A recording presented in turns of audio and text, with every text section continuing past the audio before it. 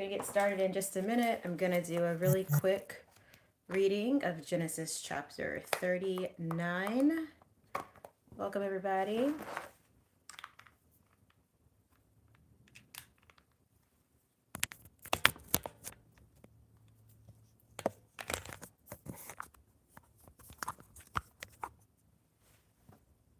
Testing.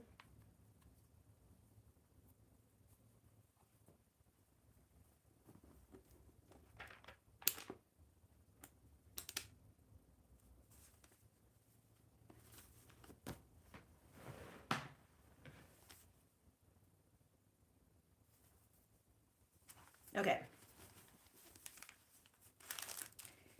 Genesis chapter 39. Now Joseph had been brought down to Egypt, and Potiphar, an officer of Pharaoh, the captain of the guard, an Egyptian, had brought him from the Ishmaelites who had brought him down there. The Lord was with Joseph, and he became a successful man, and he was in the house of his Egyptian master. His master saw that the Lord was with him, and that the Lord caused all that he did to succeed in his hands. So Joseph found favor in his sight and attended him. And he made him overseer of his house and put him in charge of all that he had. From the time that he made him overseer in his house and over all that he had, the Lord blessed the Egyptian's house for Joseph's sake. And the blessings of the Lord was on all that he had in the house and field. So he left all that he had in Joseph's charge, and because of him, he had no concern about anything but the food he ate. Now Joseph was handsome in form and appearance, and after a time his master's wife cast her eyes on Joseph and said, "Lie with me." But he refused and said to his master's wife, "Behold, because of me, my master has no concern about anything in the house, and he has put everything that he has in my charge.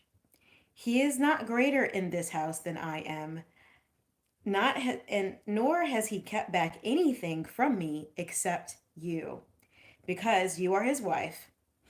How then can I do this great wickedness and sin against God?" And as she spoke to Joseph day after day, he would not listen to her. He would not listen to her to lie beside her or to be with her. Hi there, welcome. We're on Genesis chapter 39. This is the seduction of Joseph by Potiphar's wife. Pretty interesting chapter. But one day, when he went into the house to do his work, and none of the men of the house was in the house, she caught him by his garment, saying, "Lie with me." So guys, we're on Genesis chapter 39. Be sure to subscribe. Click, click. Go ahead and hit the subscribe button. Go ahead and hit the like button. We're on Genesis chapter 39. So she caught him in his garment, saying, "Lie with me." But he left his garment in her hand and fled and got out of the house.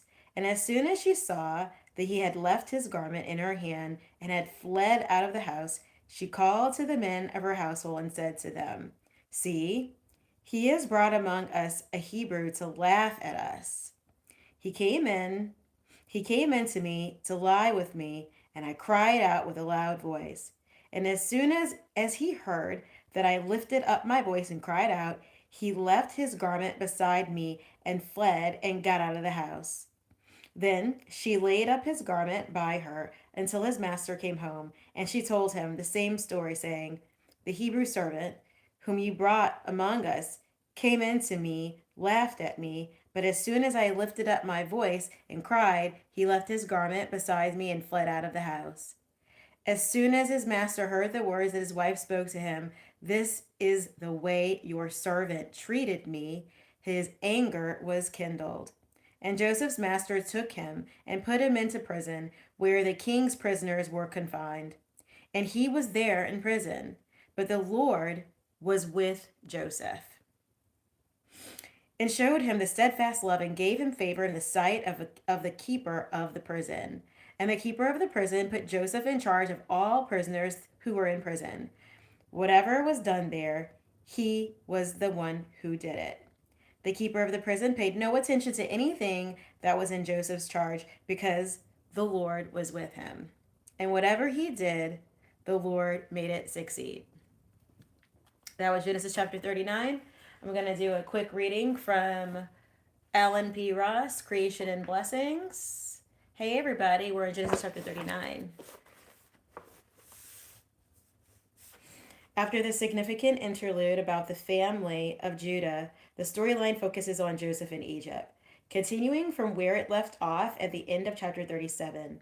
The second part of the story of Joseph's concerns his advancement in Egypt and covers 3 scenes, chapters 39 through 41. In the first scene, Joseph began his advancement in Potiphar's house, endured a great fall through false accusation, but then began to advance in prison.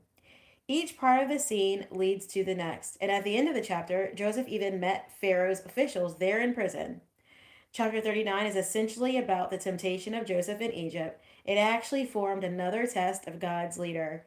If Joseph was to be the leader of God's people, he had to show himself faithful to God. The example of Joseph makes an excellent study of how to overcome temptation. The temptation of Potiphar's wife clearly forms the central motive of this passage, but the focus is on Joseph's resistance to it.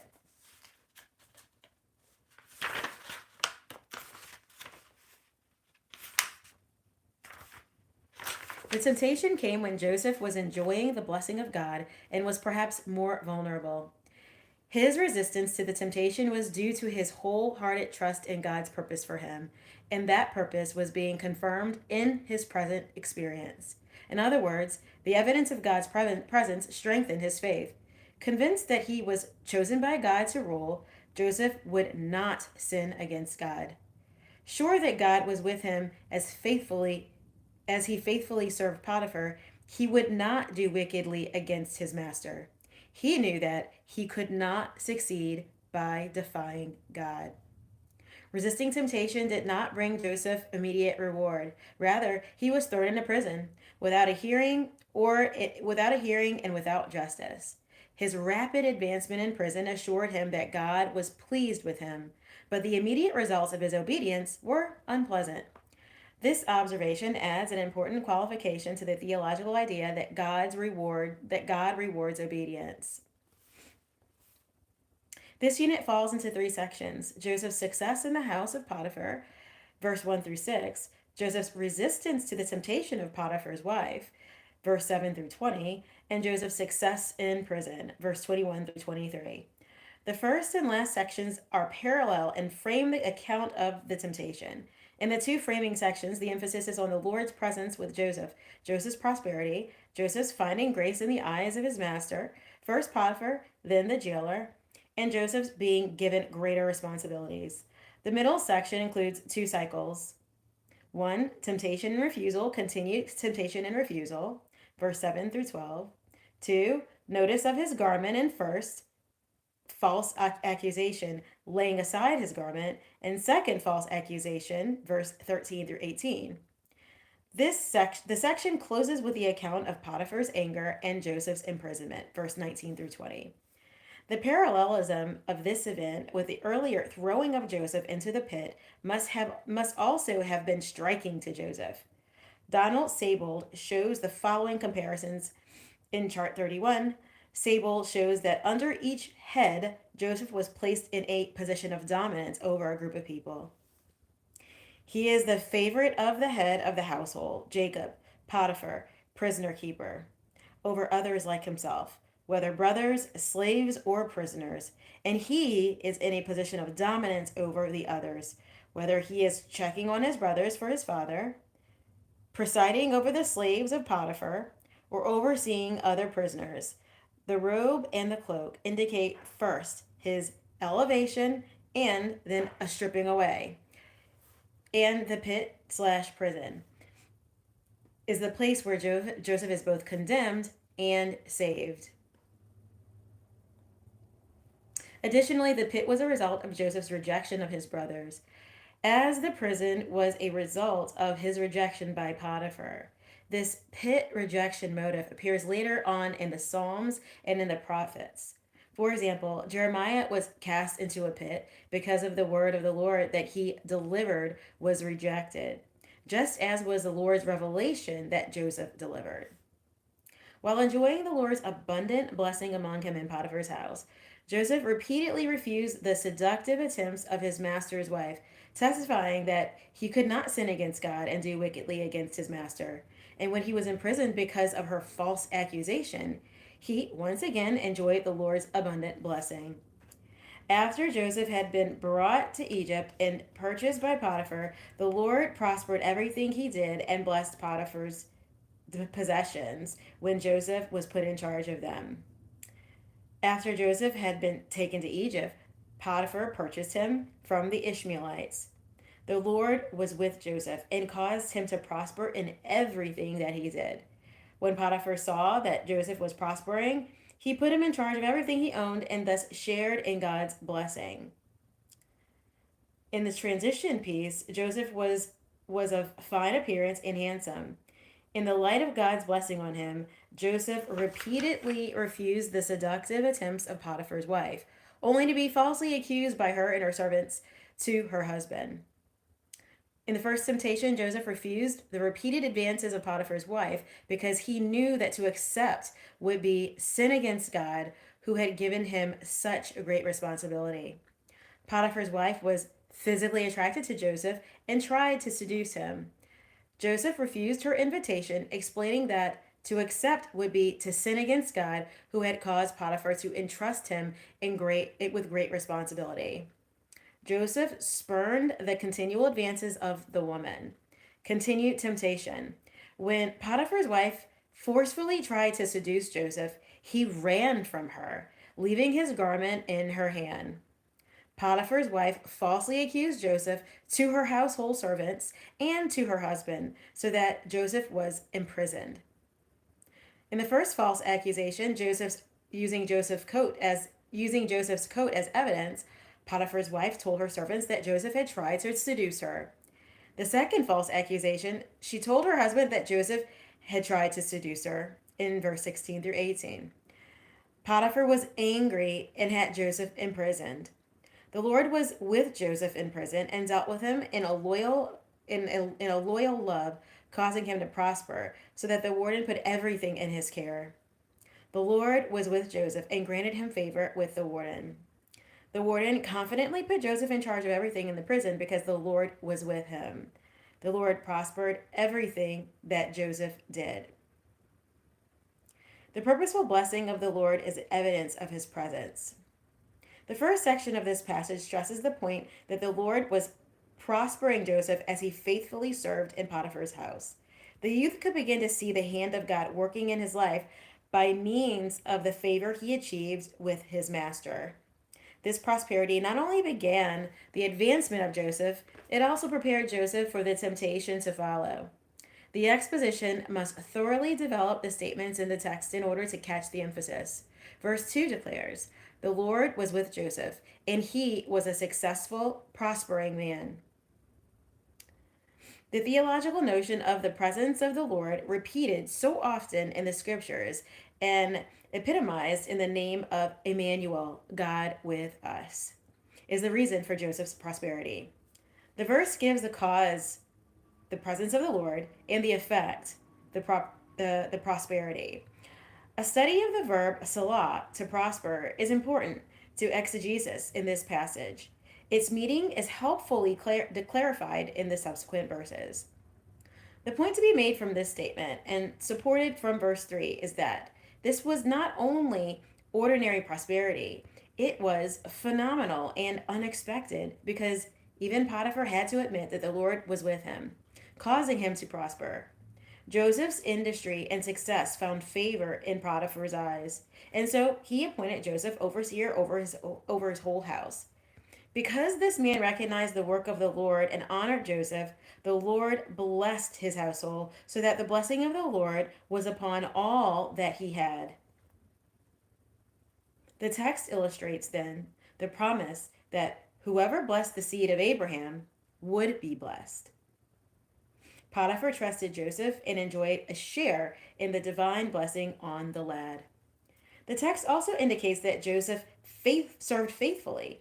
If the interpreter had any doubts about Joseph's faithfulness from studying Genesis 37, they would be swept aside here. Everything that Potiphar owned was under the care of Joseph, and it flourished. He was the faithful servant par excellence. Potiphar had no need to be concerned about anything he had, even about his wife.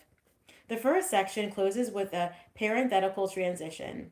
Now Joseph was of fine appearance and handsome. Or, as a Jewish Publication Society translation has it, now Joseph was well built and handsome. The description reminds the reader of the appearance of Sarai and Rebekah that made them susceptible to the sexual advances of potentates, an Egyptian in the case of Sarai, and then Abimelech, a Philistine. The awareness of God's presence enables his people to resist temptation, verse 7 through 20. The second section reports Joseph's faithfulness in resisting temptation. God was apparently testing him through this woman to see whether he was obedient. After all, he was far away from his family, and it was his master's wife. To give in may have seemed an easy and expedient thing to do, but it should be pointed out that if he had succumbed to her advances, he still might have ended up in prison, but as a failure with God. The story unfolds in cycles: temptation and refusal, then false accusation to the men and false accusation to Potiphar, and finally imprisonment. By this repetition, the narrative is heightening the issue. Joseph's determination, resistance met with doubly wicked false accusation, and the latter won out. The temptation was powered by its boldness and directness. Lie with me. Sika amini. The narrative tells us that she had cast her eyes on him, and then, when alone in the household, Potiphar seems regularly to have been away, pressured him day after day. As Von Rad has pointed out, the passage recalls the warning of Proverbs about the seductress who casts her eyes on the young man and invites him to take his fill of love with her because her husband is away. Joseph simply refused. There was no debating, no flirtatious conversation. He refused to lie with her or to be with her, and when she grabbed his garment, he fled from her. At the center of the narrative is his explanation of his refusal. To do it would be a great wickedness. Hara hagdola, in a sin against God. Wahata ti le Elohim. His defense was in God, as Candlish says, in a prompt, abrupt instant, and as if it were instinctive appeal to God, as in his law forbidding this sin and all sin. Peremptorily, without room for evasion or exception or compromise. His refusal was possibly because he was convinced that, one, God had chosen him for a special task, two, that God had been prospering him to give him the responsibilities that he had evidence of God's plan in his rise from the pit and enjoyment of God's presence. His refusal is thus instructive. One cannot sin against God if one is convinced of becoming a significant part of God's program. Adam and Eve missed this important aspect of leadership. Rather than be satisfied with the Lord's bounty and enjoy the Lord's presence, they desired forbidden fruit. No one can fulfill his or her divine destiny by disobeying God. A significant point here is the nature of the sin and the timing of the temptation. Little sins gnaw away at a person's effectiveness in service, and at times, God tolerates a person for some time until he must deal with the individual. Although God can forgive and restore the sinner, in this passage, however, we have a paradigm for leaders, and therefore all who follow them. People cannot defiantly sin against what they know to be God's righteous will when they are on the verge of becoming what God wants them to be.